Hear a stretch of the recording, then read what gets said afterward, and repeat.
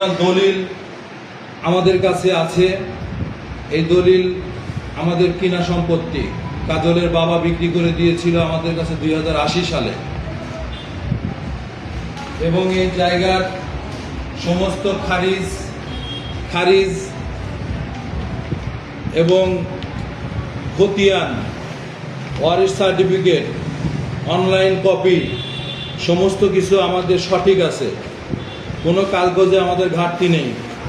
আমরা যাতে আমাদের জায়গায় কাজ করতে না পারি সেই কারণে পাবনা কোর্টে একটি মামলা করে। সেই মামলায় আমার যাতে কাজ করতে না পারি সে কারণে 154 ধারা মানে ইনজেকশন জারি চাই। 100 ইনজেকশন জারি কাজল হেরে যায়। হেরে যাওয়ার পরে আমরা রায় পাই। এই হলো কোর্টের কাগজ।